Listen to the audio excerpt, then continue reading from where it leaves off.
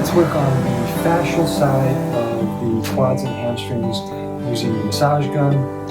And if you don't have a massage gun, I'll show you what else you can use. Turn the massage gun on high or somewhere close to it. When you're working on the fascia for the quads, know that the fibers are running more vertically.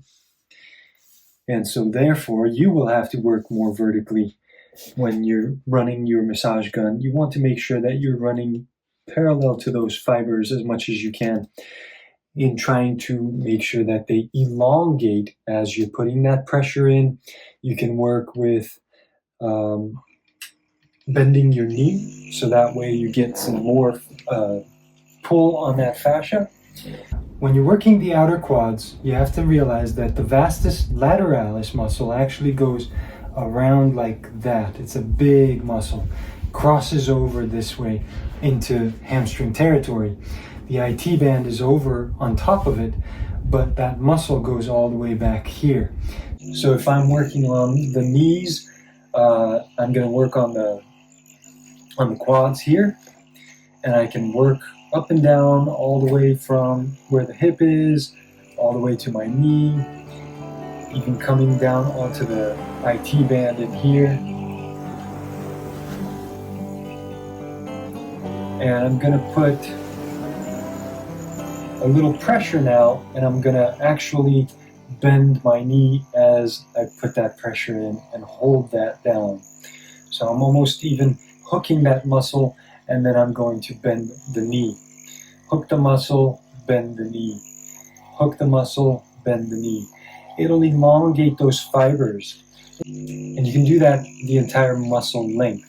When you're working on your hamstrings, if you take your hands and cup them like this, and then come into the middle of your leg, just like that, you're going to be splitting off the 3 different muscles we have actually in the back here.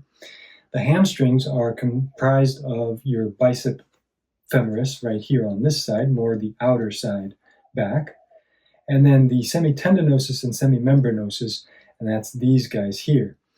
They're going to be the thicker ones that most often are the ones that get worked on. So when you work on the hamstrings, you want to make sure that you not only work the bicep femoris, which is going to be running more on the outer back here. Bend the knee, pin the muscle, put that upward pressure right there, and then straighten out that knee. Straighten out the knee. And just work your way all around the hamstrings just like that. You also want to make sure that you get the hamstrings on this side. These are going to be the semimembranosus and semitendinosus muscles right here. So you're coming a bit more on the inside. They attach all the way to our sit bone, and they come this way and attach on our knees. So we want to make sure that we get all these muscles right here. So we're going to make sure we are on those fibers. Now we can run up and down this way,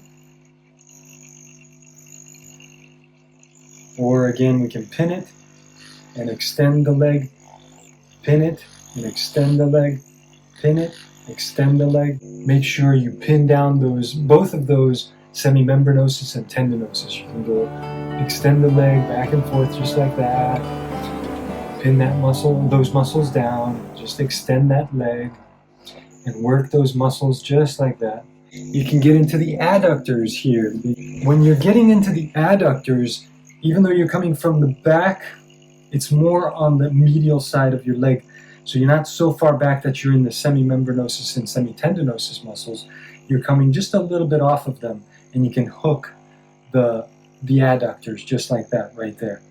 A bit more on the side of the leg, but come from the back, slightly back angle, so that way you can catch that muscle and not have to worry about the femoral artery. So you're going to be able to get at them and not have to worry about any damaging the femoral artery or anything like that. So that's a great way to get at those adductors, just like that.